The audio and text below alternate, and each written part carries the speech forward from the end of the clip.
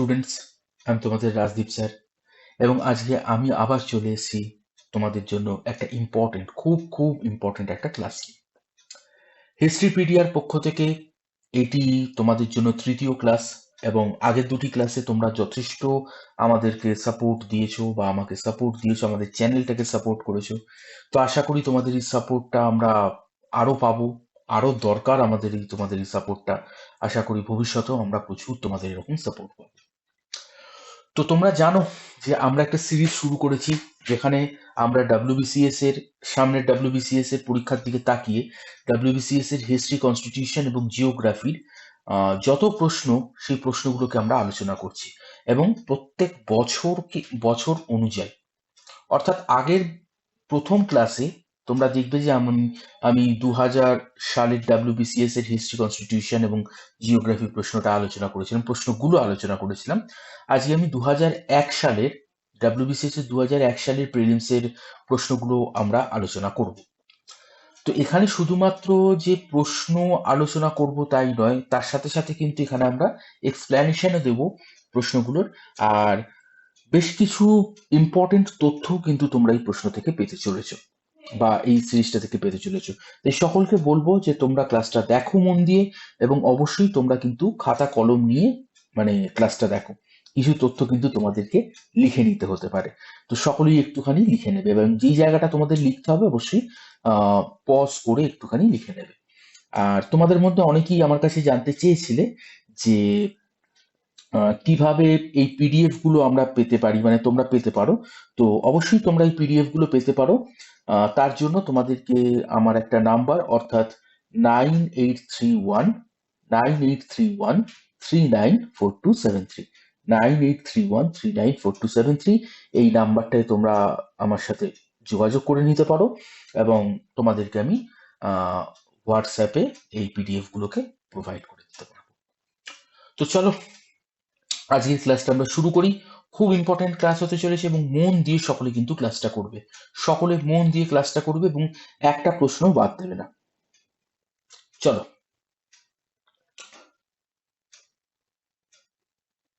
আচ্ছা দেখো, আমাদের প্রথম প্রশ্ন আজকে আমাদের প্রথম প্রশ্নতে যে প্রশ্নটা করা হচ্ছে সেটা হচ্ছে তোমার ডুয়েল গভর্নেন্স ইন বেঙ্গল কবে অ্যাবলিশড হয়েছিল, কবে উঠে গেছিল।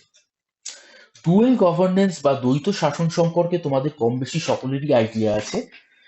তোমরা জানো যে পলাশির যুদ্ধ, এবং বিশেষ করে আমরা বলতে পারি, তার থেকেও ভালো করে আমরা বলতে পারি তোমার বক্সারের যুদ্ধের পর অ্যাকচুয়ালি মোহাম্মদ এই, তোমার হচ্ছে যে নবাব মীর কাসিম, ইনি কিন্তু তোমার হচ্ছে যে একজন আহ স্বাধীন চেতা রাজা ছিলেন। যদিও ইংরেজদের মাধ্যমে ইনি সিংহাসনে বসেছিলেন, কিন্তু আমরা দেখতে পাই যে ইনি কিন্তু কখনোই ইংরেজ শাসন মেনে নিতে পারেননি, যার ফলে ইনি স্বাধীনভাবেই নিজের রাজত্ব কিন্তু গড়ে তুলতে চেয়েছিলেন, বা নিজের সাম্রাজ্য নিজেই আর কি রুল করতে চেয়েছিলেন, কোনো রকম কোনো ব্রিটিশ ইনফ্লুয়েন্স ছাড়া।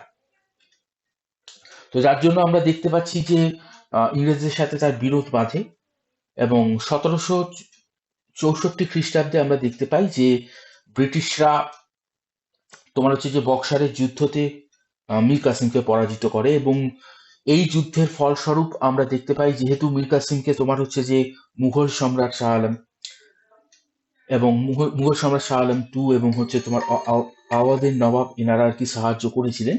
তো যার জন্য আমরা দেখতে পাই যে ব্রিটিশরা এই যুদ্ধের পর 1765 খ্রিস্টাব্দে আহ এলাহাবাদের চুক্তির মাধ্যমে আমরা দেখতে পাই যে একখানা কিন্তু লাভ করেন, একটা দেওয়ানি লাভ করেন, বাংলা, বিহার, উড়িষ্যার বা বাংলার দেওয়ানি এনারা লাভ করেন।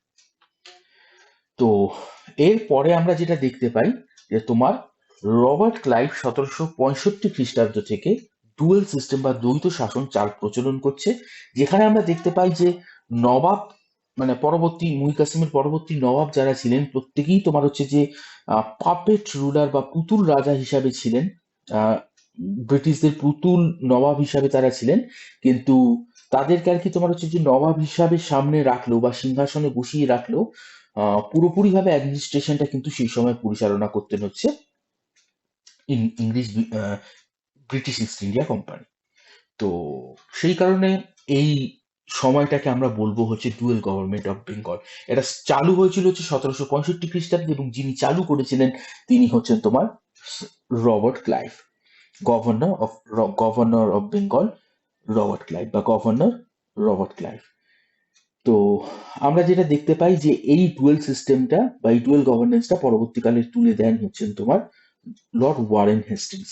রেগুলেটিং অ্যাক্ট এনার সময় এসেছিল 1773 খ্রিস্টাব্দে, এবং 1772-73 এই সময়ের মধ্যেই উনি কিন্তু ডুয়েল গভর্নেন্স, বাংলা থেকে এই দ্বৈত শাসন কিন্তু উনি উঠিয়ে দেন। এটা একটু ভালো করে মাথায় রাখো, খুব ইম্পর্টেন্ট তোমাদের এক্সামের জন্য। আর যে তথ্যগুলো দিলাম এগুলো একটু গল্পের মতো মনে রাখবার চেষ্টা করবে, জাস্ট সালগুলো একটু লিখে নেবে, মানে কবে ওই 1765 খ্রিস্টাব্দে এলাহাবাদের চুক্তির মাধ্যমে তোমার যে পাচ্ছে, দেওয়ানি লাভ করছে, এই জায়গাগুলো একটু মাথায় রাখবে। আচ্ছা, তো দেখো তার পরবর্তী প্রশ্নতে আমাদেরকে যেটা জিজ্ঞাসা করা হয়েছে যে whose contemporary was famous grammarian Patanjali. ঠিক আছে, পতঞ্জলি কার কন্টেম্পোরারি ছিলেন? পতঞ্জলি ছিলেন হচ্ছেন তোমার পুষ্যমিত্র শুঙ্গ। পুষ্যমিত্র শুঙ্গর কিন্তু উনি কিন্তু তোমার হচ্ছে যে কন্টেম্পোরারি ছিলেন। এবং আমরা দেখতে পাই যে পতঞ্জলি এই পুষ্যমিত্র শুঙ্গের কিন্তু তোমার হচ্ছে যে প্রিস্ট বা পুরোহিত ছিলেন, এবং ওনার হয়ে আমরা দেখতে পাই যে তোমার মানে পুষ্যমিত্র শুঙ্গ দুটো রাজসূয় যজ্ঞ করেছিল, তো সেই রাজসূয় যজ্ঞের পৌরোহিত্য হিসাবে মানে পুরোহিত হিসাবেই পতঞ্জলি কিন্তু ছিলেন, এবং আহ যোগ দর্শনের প্রতিষ্ঠাতা ইনি।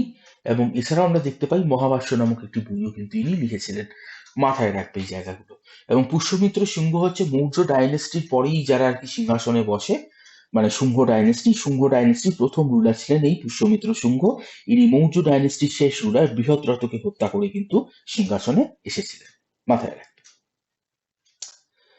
তার পরবর্তী প্রশ্নটাতে এসি যে which of the following god does not belong to the Rigveda. ঋগ্বেদের মধ্যে কোন গড বিলং করতো না? তো আমাদেরকে মাথায় রাখতে হবে হচ্ছে তোমার শিবা। কারণ আমরা দেখতে পাই যে ঋগ্বেদের সব থেকে বেশি তোমার হাইমস যার জন্য আর কি তোমার বরাদ্দ করা ছিল, মানে যাকে উদ্দেশ্য করে সব থেকে বেশি শ্লোক আর কি তোমার হচ্ছে যে ঋগ্বেদে ছিল, ঠিক আছে, তিনি হচ্ছেন তোমার ইন্দ্র। তিনি হচ্ছেন ইন্দ্র। তো এটা আমি বলছি যে তোমার আর্লি বৈদিক পিরিয়ড, মানে ঋগ বৈদিক পিরিয়ড বললে, আমি আগের ক্লাসেও তোমাদেরকে বলেছি যে ঋগ বৈদিক পিরিয়ড বললেই যেন তোমাদের মাথায় কাজ করে যে এটা আমাদেরকে জিজ্ঞাসা করা হয়েছে হচ্ছে তোমার আহ এ বৈদিক পিরিয়ড, মানে আমাদেরকে আর্লি বৈদিক পিরিয়ডের কথা জিজ্ঞাসা করা হয়েছে। ঠিক আছে, এটা একটু মাথায় রাখবে। আর ইন্দ্রের আরেক নাম সেই সময় ছিল হচ্ছে পুরন্ধর, যার মানে হচ্ছে তোমার ব্রেকার অফ ফোর্ট। ঠিক আছে, এটা একটু মাথায় রাখবে।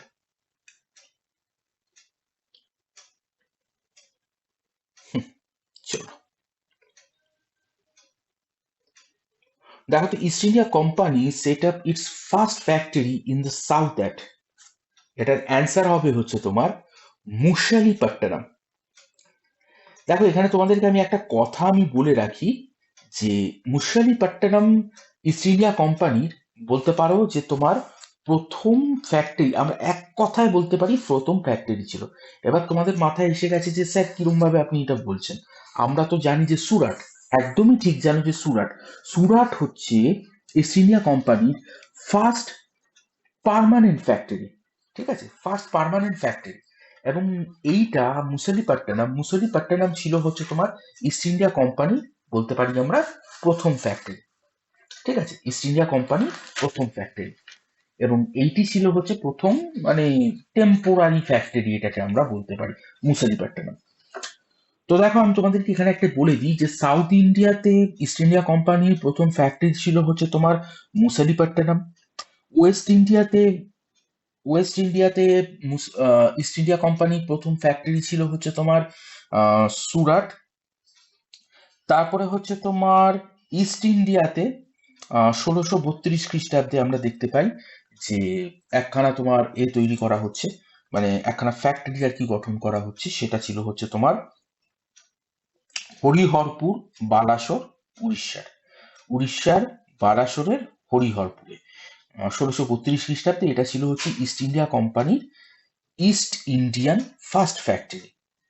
এবারে এই জায়গাগুলোকে একটুখানি মাথায় রাখতে হবে তোমাদের, এগুলো কিন্তু এক্সামের জন্য খুব ইম্পর্টেন্ট, এটা একটু মাথায় রাখবে।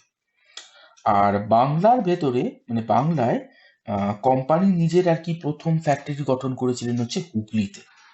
এগুলো একটু ভালো করে মাথায় রাখবে 1651 খ্রিস্টাব্দের দিকে। ঠিক আছে, এই তথ্যগুলো একটুখানি তোমরা শুনে নেবে, গল্পের আকারে মনে রাখতে পারলে তো খুবই ভালো, কিন্তু যদি না পারো তাহলে একটু পজ করে শুনে নিও প্রশ্নগুলো, মানে তথ্যগুলো খুব ইম্পর্টেন্ট তথ্য, খুব খুব। আচ্ছা, তারপর একটা দেখো তো, হু among following was not a leader of revolt of 1857।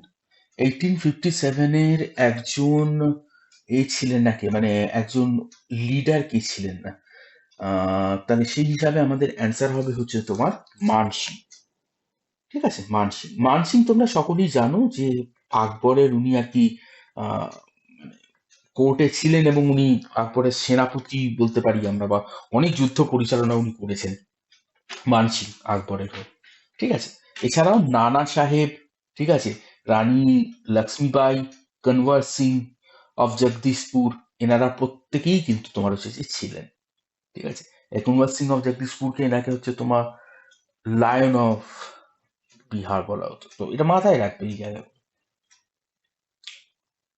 আচ্ছা, তারপরেরটা দেখো যে the final specimen of Pallava architecture.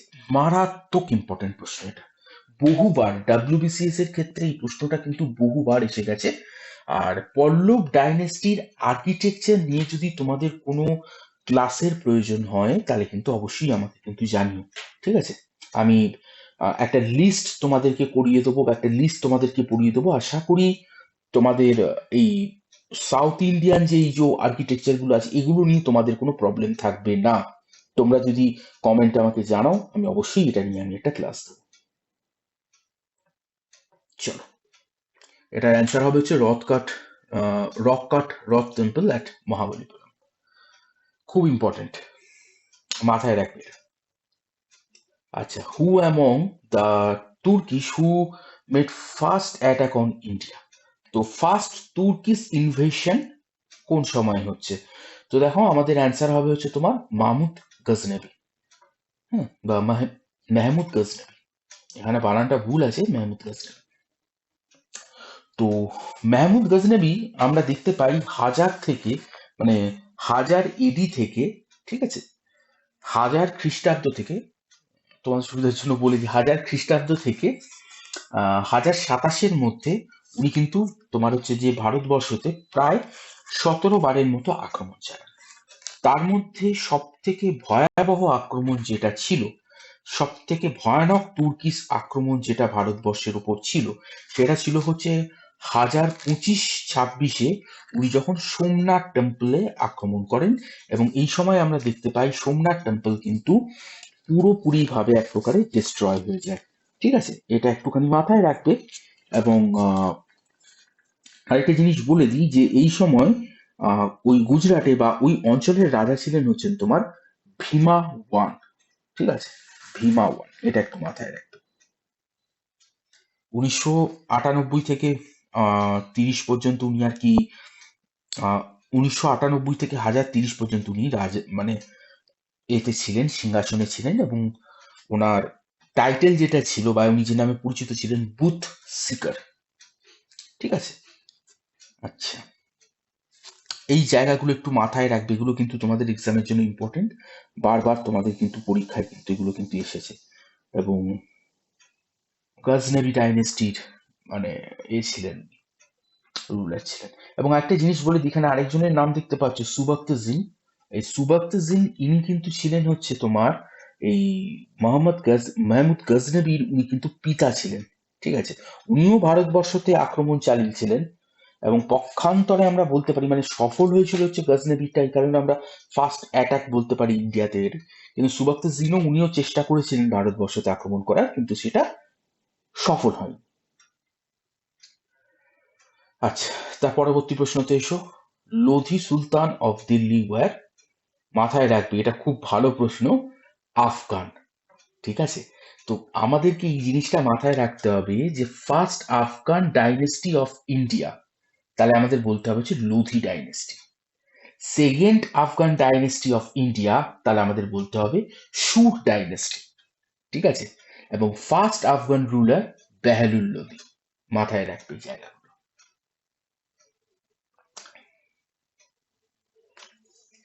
আচ্ছা, বুদ্ধিস্ট ডক্ট্রিনস আর content in Buddhist doctrine contents আছে হচ্ছে তোমার জাতক, উপনিষদ, শতপাতাস হবে না। জাতকে তো তোমার বুদ্ধদেবের প্রিভিয়াস জন্মর কথা বা এর কথা আর কি গল্পের আকারে বলা আছে। তো আমাদের যেটা হবে হচ্ছে তোমার ধম্মপদাস।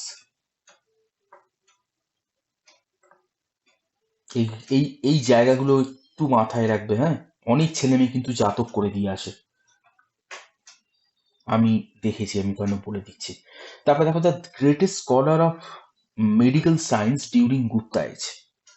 গুপ্ত এজে মেডিকেল সায়েন্সের তোমার গুপ্ত এজে মেডিকেল সায়েন্সের গ্রেটেস্ট স্কলার কে ছিলেন?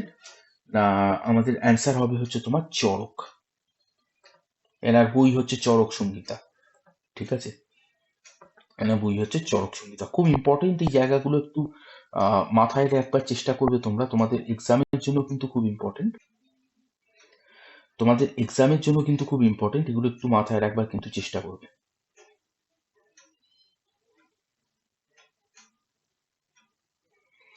আচ্ছা, চলো তার পরবর্তী প্রশ্নতে আমরা আসি।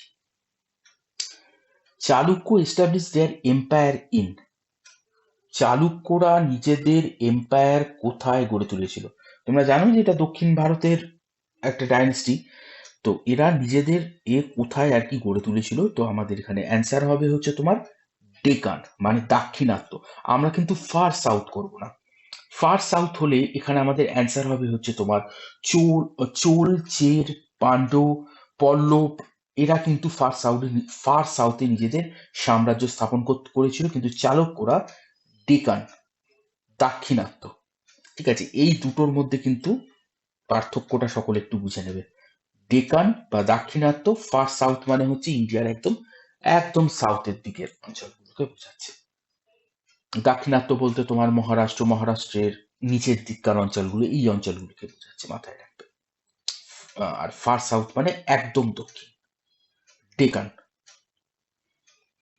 আচ্ছা, তারপরে তো দেখো, তো the ruler of one of the following state entered into matrimonial alliance with Akbar. তো এটা আমাদের অ্যান্সার হবে হচ্ছে তোমার জয়পুর। আর একটা জিনিস তোমাদেরকে একটু বলে রাখি, আকবরের স্ত্রী যাকে আমরা চিনি হচ্ছে যোধাবাই নামে, কিন্তু তার আসল নাম হচ্ছে তোমার হীরা কুনওয়ারি বা হরকাবাই ওনাকে কিন্তু বলা হতো। ঠিক আছে? যোধাবাই নামে উনি বিখ্যাত হলে ওনার মানে আসল নাম ছিল হচ্ছে তোমার হরকাবাই বা হীরা কুনওয়ারি। মাথায় রাখবে, হীরা কুনওয়ারি। রাজা ভারমালের কন্যা ছিলেন উনি আর কি। আচ্ছা, তারপরেরটা দেখি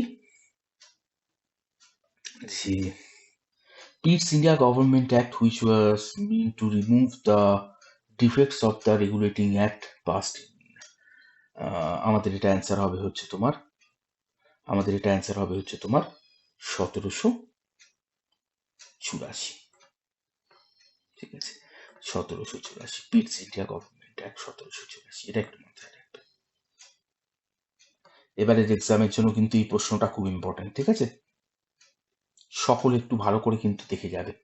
দেখো, এখানে যে তথ্যগুলো তোমাদেরকে এক্সট্রা দিচ্ছি, যেই প্রশ্নগুলো থেকে যে তথ্যগুলো দিচ্ছি, সেগুলো কিন্তু সবাই একটুখানি মন দিয়ে শুনে নেবে।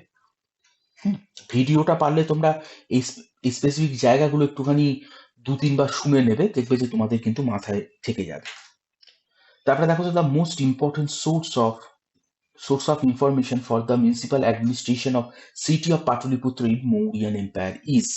আমাদের অ্যান্সার হবে হচ্ছে, এখানে ইন্দ্র লেখা আছে, এটা ইন্দ্র হবে না, এটা হবে হচ্ছে তোমার ইন্ডিকা। ঠিক আছে? ইন্ডিকা। আর যেহেতু এখানে ইন্দ্র আছে, আমরা এটার অ্যান্সার নিতে পারবো না। তবে সেই কারণে আমাদেরকে এখানে অ্যান্সার দিতে হবে হচ্ছে, এটা যদি ইন্ডিকা হতো আমরা ইন্ডিকা নিতে পারতাম, কিন্তু এক্ষেত্রে আমাদের অ্যান্সার হবে হচ্ছে অস্ত্রশস্ত্র।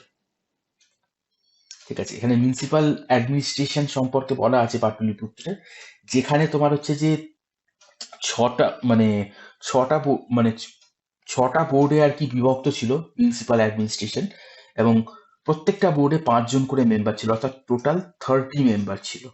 ঠিক আছে, এবং ইন্ডিকা থেকে আমরা জানতে পারি হচ্ছে উডেন প্যালেস অফ পাটলিপুত্র। ঠিক আছে, তারপরে হচ্ছে তোমার 7 caste system of Mauryan society. ঠিক আছে, এই জায়গাগুলো কিন্তু আমরা জানতে পারি। মানে আর উনি ইন্ডিকাতে যেটা মেনশন করেছিলেন যে ইন্ডিয়াতে কোনো রকম স্লেভারি নেই, মেগাস্থেনিস। তো এখানে আমরা অ্যান্সার নিলাম হচ্ছে অস্ত্রশস্ত্র। আচ্ছা, তারপরে একটা দেখো, Sher Shah diet while attacking তোমার হচ্ছে যে কালিঞ্জার।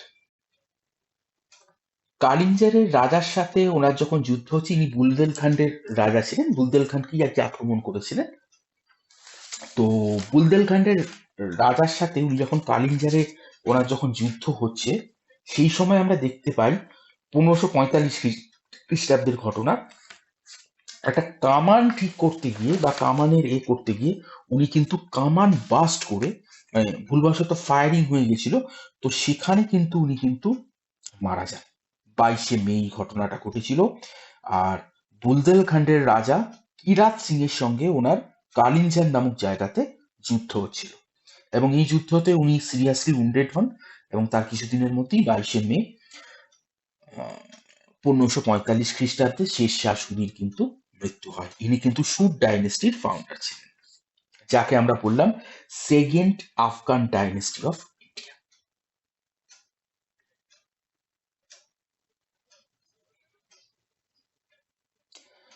তারপরেরটা দেখো, to which Sufi order did Sheikh Nasiruddin Chiragi Delhi. Chirage Delhi তোমাদের এক্সামটায় আসে, জানতে চাই চিরাগে দিল্লির এটা। তো ইনি ছিলেন হচ্ছে তোমার চিস্তি অর্ডারের। ঠিক আছে, এই সুফি এটা নিয়ে তোমরা যদি, বা সুফি অর্ডার গুলো নিয়ে তোমরা যদি কোনো ক্লাস চাও, ছোট যদি কোনো ক্লাস চাও, আমাকে অবশ্যই জানিও কিন্তু কমেন্টে। এগুলো আমি তাহলে তোমাদেরকে একটা প্রোভাইড করে দেবো। প্রত্যেক কটাই এগুলো হচ্ছে আলাদা আলাদা অর্ডার, অর্থাৎ আলাদা আলাদা সিলসিলা। এগুলোকে অর্ডারের থেকেও বলা যেতে পারে সিলসিলা। তো চিস্তি অর্ডারের ছিলেন।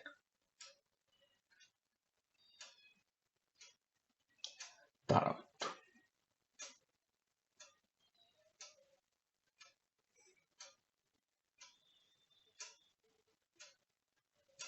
চলো। আচ্ছা, who among the following historian describe the invasion of Mahmud Ghaznavi of India as a jihad, বা হোলি ওয়ার বলে এটাকে আর কি তোমার ডিসক্রাইব করেছিলেন কে? আহ, এখানে আমাদের অ্যান্সার হবে হচ্ছে তোমার উঠবি। ঠিক আছে, হিস্টোরিয়ান উঠবি। হিস্টোরিয়ান উঠবি মেহমুদ গজনবীর যে তোমার আক্রমণ ভারতবর্ষকে, এটাকে জিহাদ বা হোলি ওয়ার বলে আর কি উনি কিন্তু ডিসক্রাইব করেছিলেন এই উঠবি। এটা একটু মাথায় রাখবে। আর আল বিরুনি পরবর্তীকালে এই ব্যাপারে বর্ণনা করেছেন, কিন্তু আমরা অ্যান্সার নেব উডবি এই কারণেই, কারণ উডবি ছিলেন হচ্ছেন কিন্তু মোহাম্মদ গাজনবী প্রায় সমসাময়িক। ঠিক আছে, বা এটা একটু মাথায় রাখবে।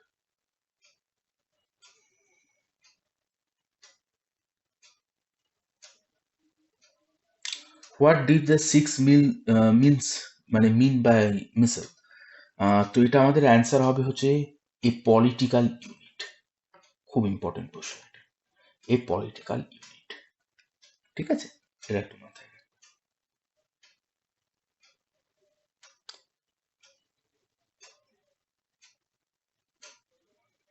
আচ্ছা, তারপরেরটা দেখো, what was the Wahhabi movement. এটা তোমাদের বহুবার এই প্রশ্নটা আসে ওয়াহাবি মুভমেন্টের। এটা আমাদেরকে মাথায় রাখতে হবে যে a move to oppose religious attitude.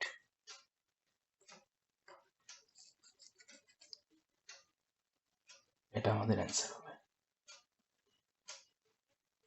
আচ্ছা, তারপর একটা দেখো তো, who was the first woman president of Indian national Congress.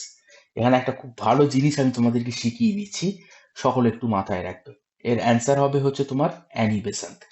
ইনি 1917 খ্রিস্টাব্দে, ভালো করে শুনবে, 1917-এ ইনি আর কি কংগ্রেসের তোমার হচ্ছে যে ফার্স্ট ওম্যান প্রেসিডেন্ট হিসাবে ইনি কিন্তু মানে ইনি কিন্তু মানে আর কি প্রেসিডেন্ট হয়েছিলেন ফার্স্ট। ফার্স্ট এরপরে আমাদের যেটা মাথায় রাখতে হবে আহ, সেটা হচ্ছে যে ইনি, ঠিক আছে, ইনি কিন্তু 1917 খ্রিস্টাব্দের ক্যালকাটা অধিবেশন থেকে ইনি কিন্তু তোমার হচ্ছে যে প্রেসিডেন্ট হয়েছিলেন। এবং এর ঠিক 8 বছর পর অর্থাৎ 1925 খ্রিস্টাব্দের দিকে আমরা দেখতে পাই যে তোমার সরোজিনী নাইডু, ইনি কিন্তু তোমার হচ্ছে যে এর প্রেসিডেন্ট হচ্ছেন, তোমার হচ্ছে যে ফার্স্ট ফার্স্ট তোমার Indian woman president of INC বা ইন্ডিয়ান ন্যাশনাল কংগ্রেস। আবার এর ঠিক 18 বছর পর, মানে এর ঠিক 8 বছর পর আমরা দেখতে পাই তোমার হচ্ছে যে নেলি সেনগুপ্ত, ইনি কিন্তু কংগ্রেসের প্রেসিডেন্ট হয়েছিলেন। অর্থাৎ ফার্স্ট প্রেসিডেন্ট 1917 খ্রিস্টাব্দে Mrs Annie Besant, first Indian woman president Sarojini Naidu 1925 খ্রিস্টাব্দে কানপুর, এবং তার ঠিক 8 বছর পর 1933 খ্রিস্টাব্দে Nellie Sengupta, first Bengali woman president of Indian national Congress. এই জায়গাগুলো একটু ভালো করে মাথায় রাখবি, 8 বছরের সিকোয়েন্সটা, 17, 25, 33, এটা একটু মাথায় রাখবি।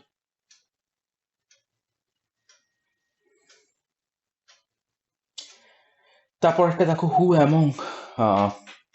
who among others founded the National Council of Education? National council of education K found করেছিলেন? আহ, আমাদের অ্যান্সার হবে হচ্ছে তোমার সতীশ মুখার্জি।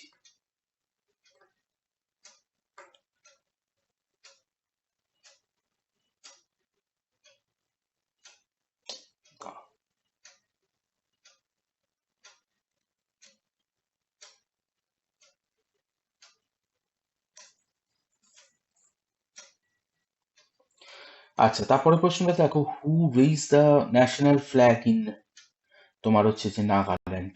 তাহলে আমাদের এখানে অ্যান্সার হবে হচ্ছে রানী গুইদেনলু। এনার সম্পর্কে আমি কিন্তু ইনফরমেশন আমাদের একদম প্রথম ক্লাসে দিয়েছিলাম, যে ইনি তোমার রানী উপাধি পেয়েছিলেন হচ্ছে কারণ কারণ ইনি একদম অনেক ছোট বয়স থেকে কিন্তু তোমার হচ্ছে যে ন্যাশনালিস্ট মুভমেন্টের সঙ্গে কিন্তু ইনি যুক্ত ছিলেন, বা তোমার ইন্ডিয়ান ন্যাশনাল মুভমেন্টের সাথে ইনি যুক্ত ছিলেন, এবং বহু বছর ইনি কিন্তু জেল কেটেছিলেন এবং অনেক কম বয়সে, একটা জীবনের একটা খুব বড় সময় ইনি জেলে ছিলেন। তো এটা একটু মাথায় রাখবে। তারপরে দেখো যে Gandhi returned his Kaisari Hind medal after Jallianwala Bagh massacre. Jallianwala Bagh হত্যাকাণ্ডের পর আমরা দেখতে পাই যে গান্ধীজি তোমার হচ্ছে যে নিজের কাইজারি হিন্দ মেডেল উনি কিন্তু রিটার্ন করে দেন, যেটা 14 খ্রিস্টাব্দের দিকে উনি পেয়েছিলেন, এবং পরবর্তীকালে 1415 দিকে উনি পেয়েছিলেন। পরবর্তীকালে আমরা দেখতে পাই যে তোমার আহ, রবীন্দ্রনাথ ঠাকুর, তিনি যে নাইট উপাধি পেয়েছিলেন এই জালিয়ানওয়ালাবাগ ম্যাসেকারকে আর কি তোমার বিরোধিতা করে, এই ঘটনার বিরোধিতা করে উনি কিন্তু এই একই সময় তোমার ওনার নাইট উপাধি কিন্তু উনি ত্যাগ করে দেন। এটা একটু মাথায় রাখবে। আর সকলে আমাকে জানাবে যে চৌরি চৌরা ইনসিডেন্টের পর তোমার অসহযোগ আন্দোলন গান্ধীজি কিন্তু বন্ধ করে দিয়েছিলেন। এই চৌরি চৌরা নামক জায়গাটি কোথায় অবস্থিত, বর্তমানে কোন রাজ্যের কোন ডিস্ট্রিক্টে এটা অবস্থিত? সকলে আমাকে অ্যান্সারে জানাবে। আচ্ছা, তারপরেরটা দেখো, radical humanism associated with, radical radical humanism associated with, এটা আমাদের নাম হবে হচ্ছে তোমার মানবেন্দ্রনাথ রয়। আমাকে সকলে অ্যান্সার দেবে, এই মানবেন্দ্রনাথ রয়ের আসল নাম কি? ঠিক আছে, মানবেন্দ্রনাথ রায়ের আসল নাম কি?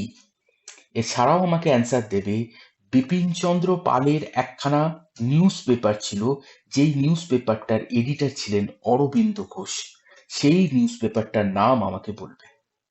এই দুটো প্রশ্ন কিন্তু আমি দেখবো কারা কারা তোমরা কমেন্টে করো, এবং যারা যারা অ্যান্সার দেবে ঠিক, আমি অবশ্যই তাদের অ্যান্সারে আমি উত্তর দেবো, বা তাদেরকে আমি পরবর্তী ক্লাসে অবশ্যই তাদের নাম আমি মেনশন করবো। তারপর একটা দেখো তো, when did the Congress ministries resign after their formation in 1937? কবে রিজাইন করেছিল? না, আমাদের অ্যান্সার হবে হচ্ছে দেখো 1939 খ্রিস্টাব্দে। এর পেছনে একটা কারণ ছিল, কংগ্রেস মেজরিটি অফ প্রভিন্সে নিজের মিনিস্ট্রি কিন্তু গঠন করে ফেলেছিল, মানে ইন্টারিম গভর্নমেন্টের ক্ষেত্রে। হঠাৎ করে এনারা রিজাইন করছেন এই কারণে, তার পিছনে একটাই কারণ ছিল, সেটা ছিল হচ্ছে তোমার দ্বিতীয় বিশ্বযুদ্ধ। এবারে দেখো, এই দ্বিতীয় বিশ্বযুদ্ধতে আমরা দেখতে পাই যে ব্রিটিশরা ভারতকে জড়িয়ে দিয়েছিল, ভারতের কোনো লেনাদেনাই ছিল না এই যুদ্ধের সাথে, কিন্তু ভারতকে জড়িয়ে দিয়েছিল এই যুদ্ধের সাথে ভারতীয়দের কোন রকম কোনো কনসার্ন ছাড়া। ঠিক আছে, ভারতীয়দের কোন রকম কোনো মতামত ছাড়াই ভারতীয়দেরকে এই যুদ্ধের সাথে যুক্ত করে দিয়েছিল, যার ফলস্বরূপ আমরা দেখতে পাই ধীরে ধীরে কিন্তু কংগ্রেস মিনিস্ট্রি এই সময় কিন্তু তোমার হচ্ছে যে রিজাইন করে দেয়। সেপ্টেম্বর অক্টোবর মাসের দিকে 1939 খ্রিস্টাব্দে এরা কিন্তু রিজাইন করে দেয়। এবং তোমাদেরকে বলে রাখি, আচ্ছা, এবং তোমাদেরকে বলে রাখি যে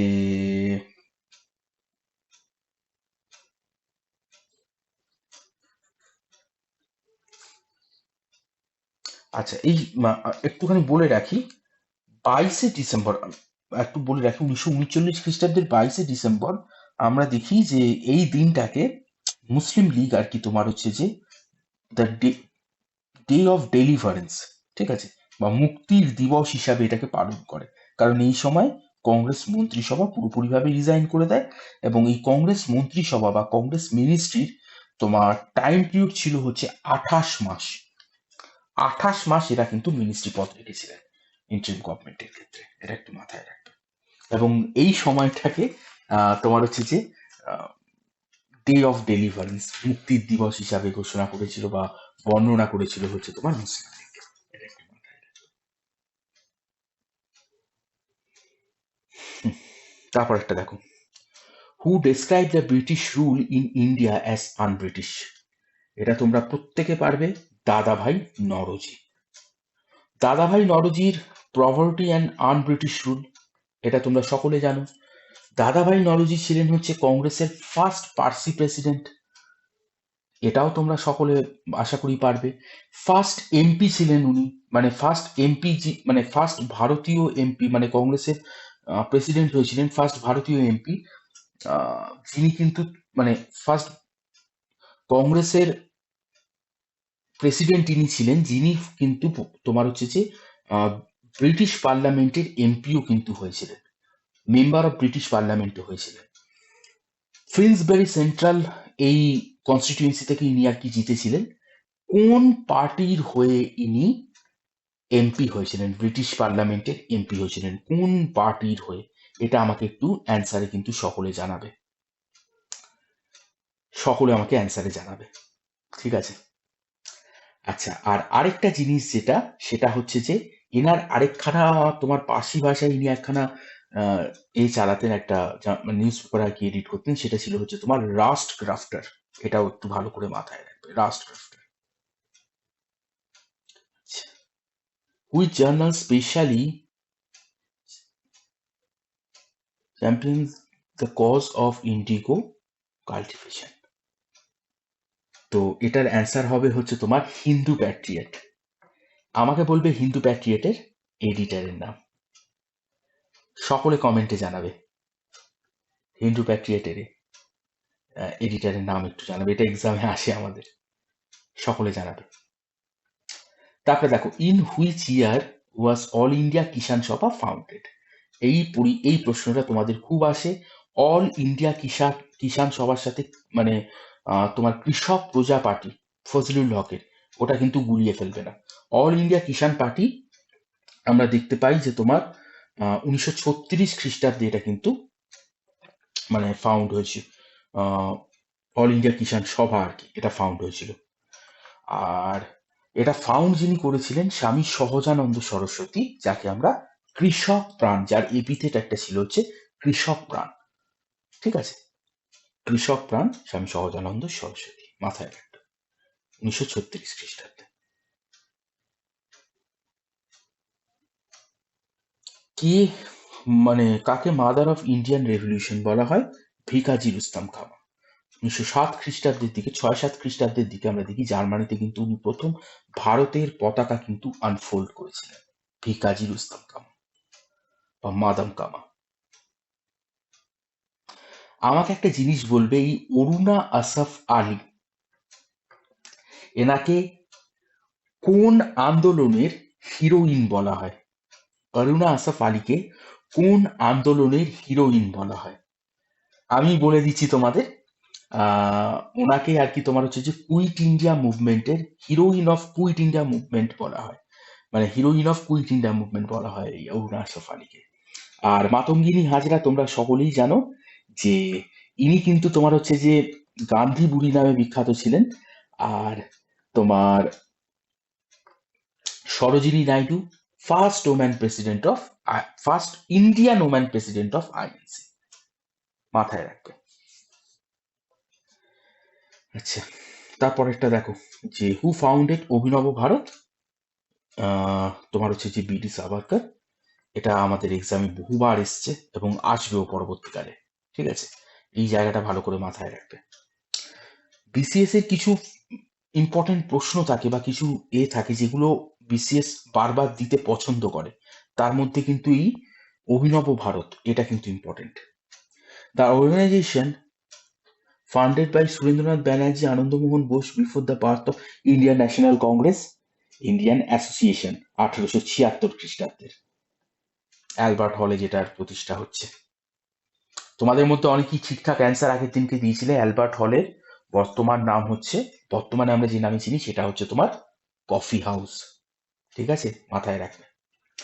তারপরে দেখো, who describe the early Congress sessions as 3 day tamasha? বহুবার এক্সামে এসছে এবং খুব ইম্পর্টেন্ট প্রশ্ন। অশ্বিনী কুমার দত্ত অ্যান্সার হবে এটা। ঠিক আছে, অশ্বিনী কুমার দত্ত, খুব ইম্পর্টেন্ট প্রশ্ন এটা, সকলে মাথায় রাখবে। আচ্ছা, তারপরে প্রশ্নটা দেখো তো, who was the director general of national government in Tamluk? দেখো, কুইট ইন্ডিয়া মুভমেন্টের সময় আমরা দেখতে পাই যে কিছু কিন্তু প্যারালাল গভর্নমেন্ট কিন্তু সেই সময় গড়ে উঠেছিল। ঠিক আছে, তো সেই প্যারালাল গভর্নমেন্টের মধ্যে তমলুকও একটা, আমি বলে দিচ্ছি এটার ব্যাপারে, আগে অ্যান্সারটা বলে দিই, যে এর ডিরেক্টর জেনারেল যিনি ছিলেন এই তমলুকের যে ন্যাশনাল গভর্নমেন্ট ছিল তার সতীশ চন্দ্র সামন্ত। ঠিক আছে, সতীশ চন্দ্র সামন্ত। দেখো, যেই সময় তোমার হচ্ছে যে কুইট ইন্ডিয়া মুভমেন্ট যেই সময় আর কি তোমার চলছে, ঠিক আছে, সেই সময় আমরা দেখি যে কিছু এই সরকার আর কি কিছু তোমার প্যারালাল সরকার গঠন হয়েছিল, যার মধ্যে বেঙ্গলের তাম্রলিপ্ত জাতীয় সরকারটা তোমাদের মনে রাখতে হবে 1942 থেকে 1944 খ্রিস্টাব্দ পর্যন্ত ছিল। আর এর যে আর কি ডিরেক্টর জেনারেল ছিলেন তার নাম ছিল হচ্ছে সতীশ চন্দ্র সামন্ত। আর এছাড়াও আরেকজনের নাম মাথায় রাখবে, অজয় মুখার্জি। আর এদের একটা আর্মড ফোর্স ছিল বা সশস্ত্র বাহিনী ছিল যার নাম ছিল হচ্ছে বিদ্যুৎ বাহিনী, সুশীল ধারার লিডার। আচ্ছা, আরেকটা জিনিস যেটা তোমাদেরকে মাথায় রাখতে হবে সেটা হচ্ছে তোমার এই যে অনেক অঞ্চলে কিন্তু প্যারালাল গভর্নমেন্ট গড়ে উঠেছিল, উড়িষ্যা, ঠিক আছে, বেঙ্গলের অনেক জায়গায়, এসব জায়গায় কিন্তু তোমার হচ্ছে যে, তারপরে হচ্ছে তোমার উত্তরপ্রদেশ, তারপরে হচ্ছে তোমার বিহার, অনেক জায়গায় আর কি গড়ে উঠেছিল। এর মধ্যে সব থেকে বেশি সময় ধরে কোন প্যারালাল গভর্নমেন্ট, মানে আর কি লং লাস্টিং প্যারালাল গভর্নমেন্ট কোনটা ছিল, long lasting and effective parallel government কোনটা ছিল? তাহলে আমাদের অ্যান্সার হবে হচ্ছে প্রতি সরকার। কি বললাম? প্রতি সরকার। প্রতি সরকার কোথায় গঠন হয়েছিল? মহারাষ্ট্রতে, মহারাষ্ট্রের সাতারাতে। এই প্রতি সরকারের কথাটা মাথায় রাখবে। দুটো প্যারালাল গভর্নমেন্টের কথা মেনলি তোমাদের মাথায় রাখতে হবে, তাম্রলিপ্ত জাতীয় সরকার এবং হচ্ছে তোমার প্রতি সরকার। মোস্ট এফেক্টিভ, মানে মোস্ট মানে লং লাস্টিং এবং হচ্ছে তোমার এফেক্টিভ প্যারালাল গভর্নমেন্ট ছিল এটা। আচ্ছা,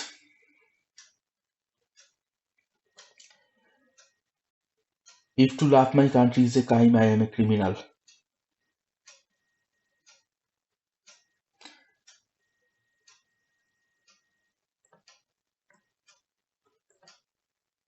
অরবিন্দ ঘোষ।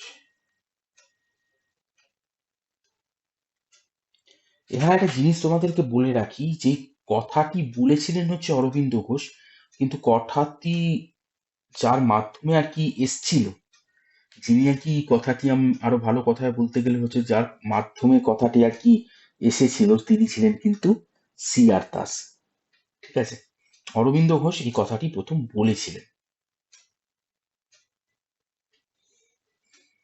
আচ্ছা, হু পাস্ট ড্রামাটিক পারফরমেন্স অ্যাক্ট? এটা আমাদের অ্যান্সার হবে হচ্ছে Lord Northbrook. Dramatic performance act.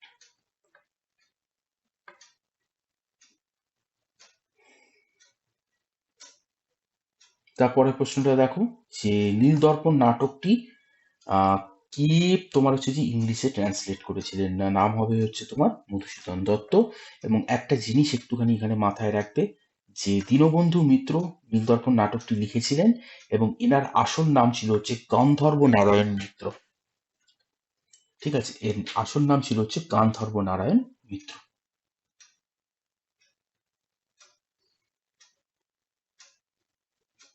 আচ্ছা, who translated the Swadeshi into mass movement in Bengal? বেঙ্গলে আহ এই মুভমেন্টটাকে কে মাস মুভমেন্টে আর কি পরিণত করতে পেরেছিলেন?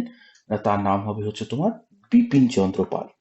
স্বদেশী মুভমেন্টকে বেঙ্গলে মাস মুভমেন্টে পরিণত হয়েছিল। আর স্বদেশী মুভমেন্ট দাক্ষিণাত্য অর্থাৎ তামিলনাড়ুতে এই মুভমেন্টটা কিন্তু বিখ্যাত। দাক্ষিণাত্যে এই মুভমেন্টটা বিখ্যাত ছিল হচ্ছে তোমার বন্দে মাতারম মুভমেন্টটা। ঠিক আছে, এগুলো একটু মাথায় রাখবে, এক্সামের জন্য কিন্তু খুব ইম্পর্টেন্ট। আচ্ছা, করিডোর ওয়্যার কত এতে হয়েছিল? না, তোমার 1930 খ্রিস্টাব্দে, যেখানে বিনয় বাদল দীনেশ আর কি এতে আক্রমণ করছে, ওই রাইটার্স বিল্ডিং আর কি আক্রমণ করছে। তো সেই জায়গাটা 1930। এরা কিন্তু তোমার হচ্ছে যে ঢাকা ভলেন্টিয়ার্স, ঠিক আছে, ঢাকা ভলেন্টিয়ার্স এর কিন্তু সদস্য ছিলেন এনারা, মাথায় রাখবে, ঢাকা ভলেন্টিয়ার্স এর কিন্তু সদস্য ছিলেন।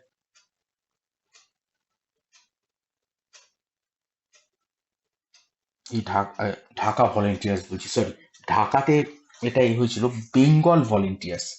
ঠিক আছে, বেঙ্গল ভলেন্টিয়ার্সের সদস্য ছিলেন। 1928 খ্রিস্টাব্দে ঢাকাতে এটা ফাউন্ড হয়েছিল এবং ফাউন্ডার ছিলেন হচ্ছেন সুভাষচন্দ্র বসু। তাহলে 1928 খ্রিস্টাব্দের বেঙ্গল ভলেন্টিয়ার্স এর আর কি সদস্য ছিলেন, যেটা ঢাকাতে প্রস্তুত হয়েছিল এবং করেছিলেন হচ্ছে, ফাউন্ড করেছিলেন হচ্ছেন সুভাষচন্দ্র বসু, বিনয় বাদল দীনেশ। আচ্ছা, পার্টিশন অফ বেঙ্গল কবে করে নেওয়া হয়? না, 1911 খ্রিস্টাব্দে, Lord Hardinge commission.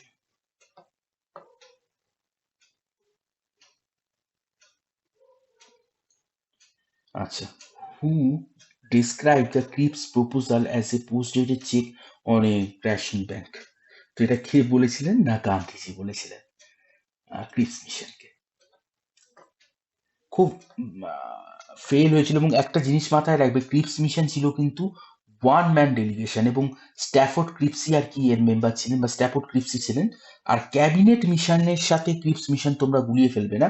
Cripps mission 1942 খ্রিস্টাব্দের, ক্যাবিনেট মিশন 1946 খ্রিস্টাব্দের। এই দুটো মিশনই কিন্তু স্ট্যাফোর্ড ক্রিপস ছিল। আর ক্যাবিনেট মিশনের যিনি প্রেসিডেন্ট ছিলেন তার নাম কিন্তু প্রেথিক লরেন্স ছিল। অনেক ছেলে মেয়ে এটা ভুল করে কিন্তু এটার অ্যান্সার করে দিয়ে আসে Stafford Cripps. Pethick Lawrence answer হবে। আচ্ছা, তারপরটা দেখো তো, who was the first Indian martyr outside India? না, এটা আমাদের অ্যান্সার হবে হচ্ছে তোমার মদনলাল ধিংরা, 1909 খ্রিস্টাব্দে উনি কিন্তু মার্টার হয়েছিলেন। এবং সেকেন্ড মার্টারকে, সেকেন্ড মার্টার আউটসাইড ইন্ডিয়া মানে সেকেন্ড শহীদ কে হয়েছিলেন ইন্ডিয়ার বাইরে? না, সেক্ষেত্রে তাহলে তোমাদেরকে মাথায় রাখতে হবে হচ্ছে মদনলাল ধিংরা মানে মাথায় রাখতে হবে হচ্ছে যে তোমার সর্দার উধম সিং 1940 খ্রিস্টাব্দে সর্দার উধম সিং, যিনি আর কি তোমার হচ্ছে যে জেনারেল ও ডায়ার, যিনি আর কি তোমার হচ্ছে যে চালিয়েছিলেন ওই জালিয়ানওয়ালাবাগ হত্যাকাণ্ড, যার আদেশে হয়েছিল জেনারেল ও ডায়ার, যিনি গুলি চালানোর আদেশ দিয়েছিলেন, তাকে এই জালিয়ানওয়ালাবাগ হত্যাকাণ্ড হয়ে যাবার 11 বছর পর সর্দার উধম সিং কিন্তু হত্যা করেছিলেন 1940 খ্রিস্টাব্দে। এবং Madanlal Dhingra martyr first Indian martyr outside India, Madanlal Dhingra 1909 খ্রিস্টাব্দে। তারপরেরটা দেখো, ভাগীরথী এবং অলকনন্দা কোথায় আর কি তোমার মিশেছে? তোমাদের মধ্যে কম বেশি সকলেই জানো, দেবপ্রয়াগ। এগুলো কিন্তু সব ইম্পর্টেন্ট প্রশ্ন, বিশেষ করে এই প্রশ্নটা বহুবার এসে গেছে তোমাদের বিসিএস এ, এখনো আসতে পারে। আচ্ছা, the national wild life action plan was adopted by India in, এটা আমাদের অ্যান্সার হবে হচ্ছে 1983 খ্রিস্টাব্দ। সেই সময় আমাদের পিএম ছিলেন হচ্ছেন তোমার শ্রীমতী ইন্দিরা গান্ধী। ঠিক আছে, আর 1983 খ্রিস্টাব্দ জিম করবেট ন্যাশনাল পার্কও গঠন হবে এই সময়।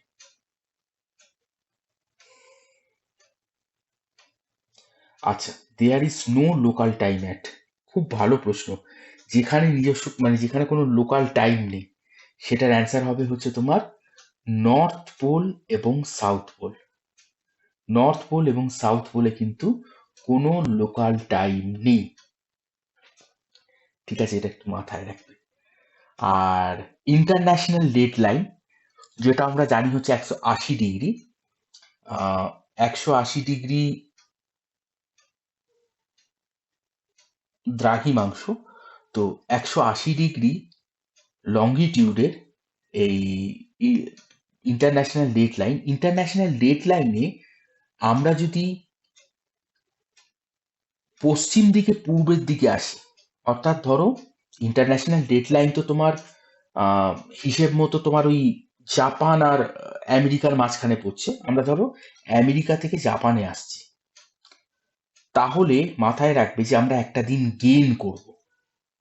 ঠিক আছে, আমরা ধরো 24 তারিখের মানে 24 তারিখে এর হিসাবে তোমার আমেরিকার হিসাবে আমরা 24 তারিখে ওখানের মানে 24 তারিখে আমরা হয়তো মানে পৌঁছালাম মানে এর হিসাবে, কিন্তু জাপানে তখন এই হবে হচ্ছে তোমার 25 তারিখ, একটা দিন বেশি, মানে আমরা একটা দিন গেইন করব।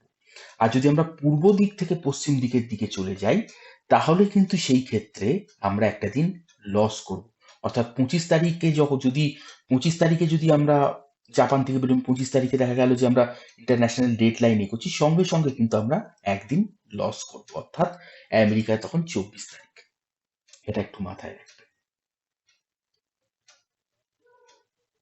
তারপরে দেখো, অ্যারাউন্ড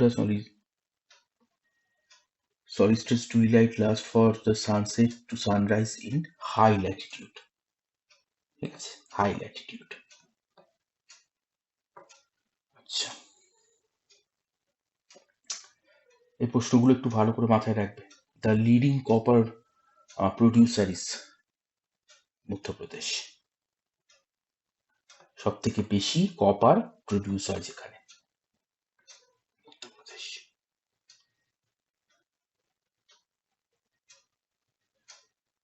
তারপরে দেখো তো, what term is given to sandy desert that characteristic sand dunes landscapes. এটার হবে হচ্ছে তোমার আর্ক, স্যান্ড ডিউন্স, আর্ক বলবে। ইম্পর্টেন্ট প্রশ্ন এগুলো। এগুলো তোমাদের ডিটেলসে, এগুলো যদি ক্লাস বা কনসেপ্ট যদি ক্লিয়ার না থাকে, তাহলে তোমাদের পক্ষে বোঝা কিন্তু এগুলো খুব মুশকিল, ল্যান্ডস্কেপের এই জায়গাটা। আর কোশ্চেন ডিসকাশনে এতটা আমি আলোচনা করতে পারবো না। যদি তোমাদের ক্লাসের প্রয়োজন হয় এগুলো নিয়ে, অবশ্যই কিন্তু মানে আমাকে জানিও কমেন্টে। তারপর দেখো তো, the region what lead the world in sugar production is, what region, কোন রিজিয়নে, ওয়ার্ল্ড এর কোন রিজিয়নে সুগার প্রোডাকশন সব থেকে বেশি হয়? না, আমাদের মাথায় রাখতে হবে সাউথ এশিয়া। এবং মাথায় রাখবে ইন্ডিয়ার সব থেকে বেশি কোন রাজ্যে আর কি তোমার আখ চাষ হয় না, মাথায় রাখবে উত্তরপ্রদেশ সব থেকে বেশি আখ চাষ হয়। তারপরে দেখো the northern limit of Deccan plateau. Deccan plateau নর্থের দিকে কত অব্দি বিস্তৃত বা নর্দার্ন লিমিট কোনটা, তাহলে মাথায় রাখতে হবে হচ্ছে তোমার সাতপুরা রেঞ্জ। সাতপুরা রেঞ্জ। আর আমাকে বলবে অ্যান্সারে এই নর্মদা আর সোন নদী, নর্মদা নদী কোথার থেকে নর্মদা এবং সোন এই দুটো নদীর তোমার কোথার থেকে এর আর কি সৃষ্টি হয়েছে। এর সৃষ্টি হয়েছে হচ্ছে আমি বলে দিচ্ছি তোমার অমরকণ্টক প্লেট। মাথায় রাখবে।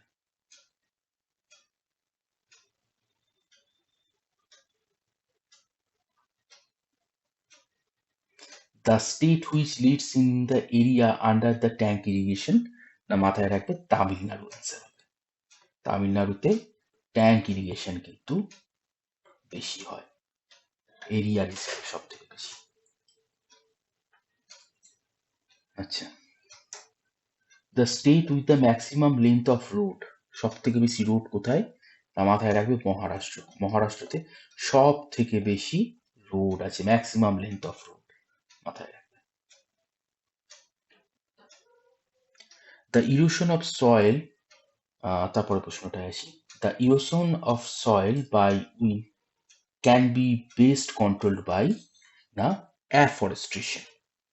সয়েলের যে আর কি ক্ষয় বা সয়েলের যে ইরোশন সেটাকে আমরা কিন্তু কন্ট্রোল করতে পারি অ্যাফরেস্ট্রেশনের মাধ্যমে, মানে মানে গাছ লাগানোর মাধ্যমে, মানে বন তৈরির মাধ্যমে, প্রচন্ড পরিমাণে গাছ লাগানোর মাধ্যমে। ঠিক আছে। আচ্ছা, the quality of human resources is low in, human resource কোন রাজ্যগুলোতে কম, তো তার একখানা এর মতো সাজিয়ে দিয়েছে, হ্যাঁ, ক্রোনোলজিক্যাল। তো আমাদের অ্যান্সার হবে হচ্ছে এটার UP, Bihar, MP, Rajasthan. UP, Bihar, MP, Rajasthan human resources lowest এই রাজ্যগুলোতে। আচ্ছা, তারপরে দেখো দা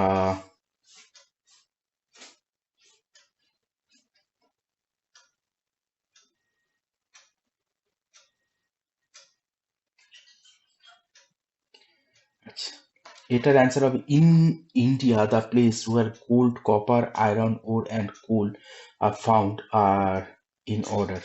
আমাদের অ্যান্সার হবে হচ্ছে তোমার কোলার, খেত্রি, নোয়ামুন্ডি, ঝাড়িয়া।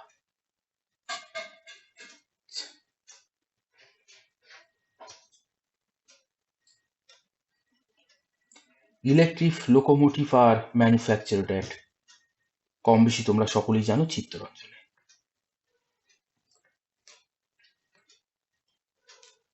আচ্ছা, the tribe southern India are, southern Indian ট্রাইবরা কোন জাতি গোষ্ঠীর মধ্যে থেকে, এটা আমাদের অ্যান্সার হবে হচ্ছে প্রোটো অস্ট্রোলয়েড।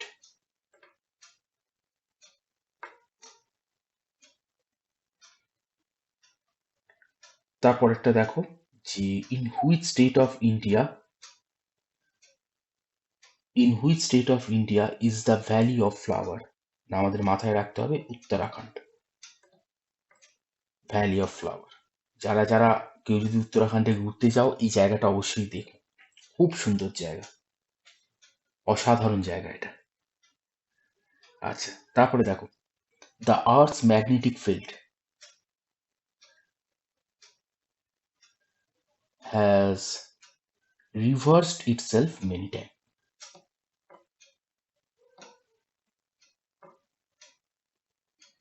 আচ্ছা, তারপরের প্রশ্নটা দেখো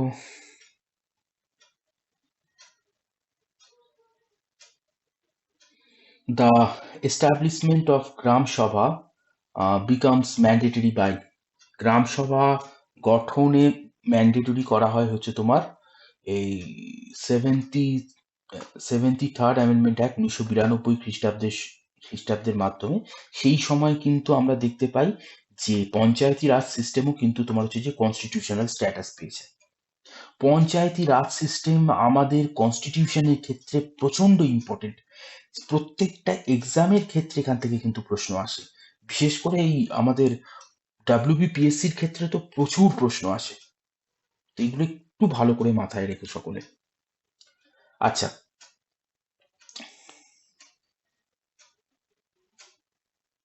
আর পঞ্চায়েতি রাজ সিস্টেম কিন্তু এই 73rd অ্যামেন্ডমেন্ট অ্যাক্টের মাধ্যমে কিন্তু কনস্টিটিউশনাল স্ট্যাটাস পাচ্ছে, এটাও মাথায় রাখবে। আর 74th, এটা আমাকে একটু অ্যান্সার দেবে, 74th অ্যামেন্ডমেন্ট অ্যাক্টটা, কনস্টিটিউশনের 74th অ্যামেন্ডমেন্ট অ্যাক্টটা বিখ্যাত কেন? এটা আমাকে একটু অ্যান্সার দেবে, মানে কমেন্ট বক্সে অবশ্যই অ্যান্সার দেবে। আচ্ছা, তারপর একটা দেখো, the system of government in India is actually, তোমাদের মধ্যে অনেকেই এটা কোয়াসি ফেডারেল করবেন, তবে কিন্তু আমাদের অ্যান্সার হবে হচ্ছে unitary with the federal features. অর্থাৎ আমাদের এখানে আমরা দেখতে পাই যে ফেডারেল ফিচার্স আছে আমাদের ভারতবর্ষের গভর্নমেন্টে, কিন্তু এখানে কিন্তু কেন্দ্র হচ্ছে তোমার স্ট্রং, বা ইউনিয়ন হচ্ছে এখানে কিন্তু স্ট্রং। এবং এই যে প্রভিশনটা, এ ফেডারেল ফিচার্স উইথ তোমার হচ্ছে যে স্ট্রং ইউনিয়ন, ঠিক আছে, federal features with strong union, এই যে প্রভিশনটা, এই প্রভিশনটা কিন্তু তোমার নেওয়া হয়েছে হচ্ছে তোমার এর থেকে, ক্যানাডা থেকে, আমাদের কনস্টিটিউশনে।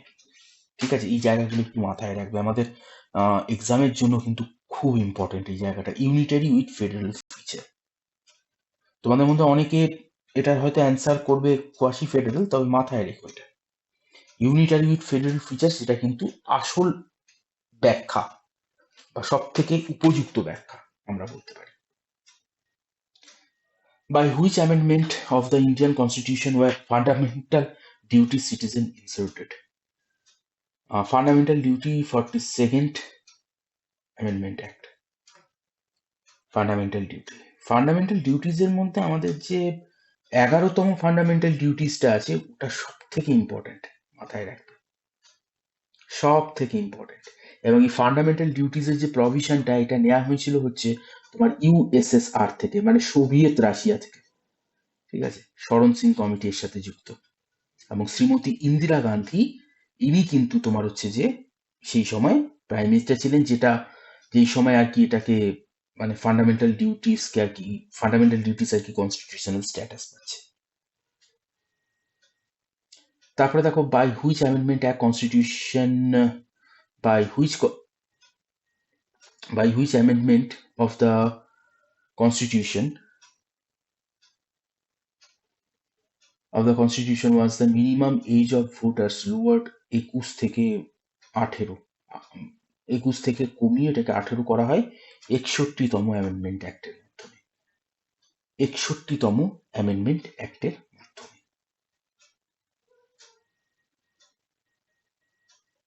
আর মাথায় রাখবে 1988 সালে, ঠিক আছে, 1988 সালে, 1988। আচ্ছা, which of the following bodies can be provoked by but cannot be dissolved? কোন একে আর কি ভঙ্গ করা যায় না? সকলেই জানো, রাজ্যসভা, এটা হচ্ছে একটা পার্মানেন্ট বডি। ঠিক আছে, পার্মানেন্ট বডি। লোকসভা যেমন প্রত্যেক 5 বছর অন্তর অন্তর ডিসলভ হয়, রাজ্যসভা কিন্তু ডিসলভ হয় না, পার্মানেন্ট বডি। আচ্ছা, the president of India can declare financial emergency under, তোমার অ্যান্সার হবে হচ্ছে আমাদের 360। তোমরা আমাকে একটু অ্যান্সার দেবে তো, যে ভারতবর্ষতে ফিনান্সিয়াল এমার্জেন্সি কতবার হয়েছে, কোন রাজ্যতে সব থেকে বেশি তোমার স্টেট ইমার্জেন্সি হয়েছে, সব থেকে বেশি বার, আর সব থেকে বেশি সময় ধরে কোন রাজ্যতে স্টেট, দেখো সব থেকে বেশি দিন যেই রাজ্যতে স্টেট এমার্জেন্সি ছিল সেটা হচ্ছে তোমার পাঞ্জাব, 3510 দিন। সব থেকে বেশি সময় বা সব থেকে বেশি বার যেখানে আর কি তোমার এমার্জেন্সি লাগু হয়েছে, যেই স্টেটে হয়েছিল বা হয়েছে, সেটা হচ্ছে তোমার মণিপুর, 11 বার। ঠিক আছে, এবং সব থেকে কম মানে 100 দিনেরও কম আর কি স্টেট এমার্জেন্সি ছিল যেসব স্টেটে, সেগুলো হচ্ছে তোমার উত্তরাখণ্ড। মাথায় রাখবে এই জায়গাগুলো।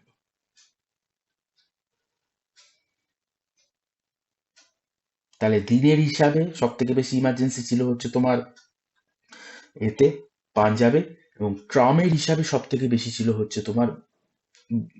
তোমার মণিপুরে। এগুলো একটু গোলাবে নাকি?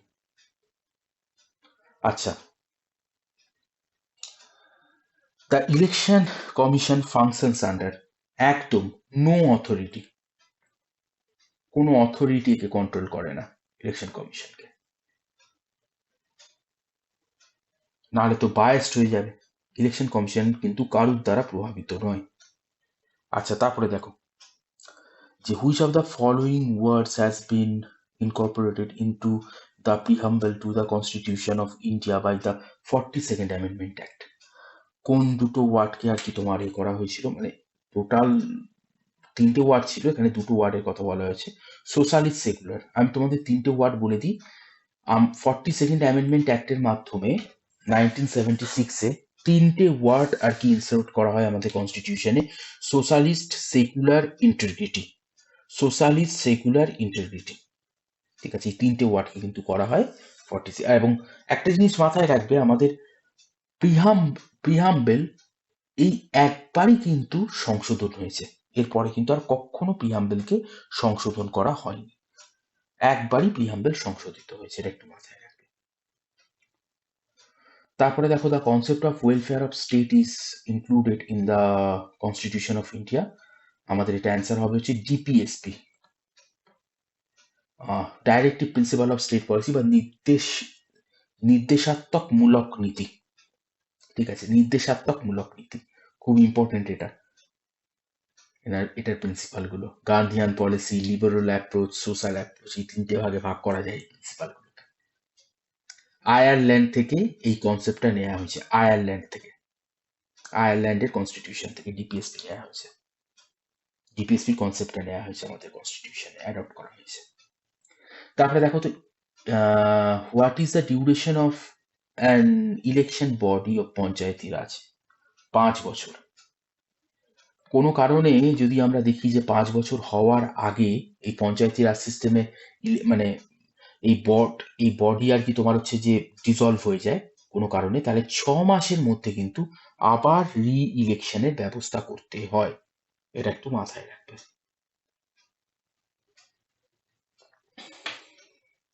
তো দেখো, আজকে আমাদের এই প্রশ্নগুলোই ছিল। আশা করি আজকের আলোচনাটা তোমাদের ভালো লেগেছে, এবং যে যে তথ্যগুলো তোমাদেরকে দিলাম অবশ্যই কিন্তু তোমরা এই তথ্যগুলোকে একটুখানি নোট ডাউন করে নিতে পারো, বা বারবার শুনে যদি এটাকে গল্পের মতো মনে রাখতে পারো তো খুব ভালো, ঠিক আছে। তবে প্রশ্নগুলো কিন্তু প্রচন্ড ইম্পর্টেন্ট। অবশ্যই ক্লাসটা প্রত্যেকে দেখবে, খুব ইম্পর্টেন্ট ক্লাস। তোমাদের বন্ধু বান্ধবদের সাথে শেয়ার করে দেবে, লাইক, কমেন্ট এবং সাবস্ক্রাইব করতে কিন্তু অবশ্যই ভুলবে না।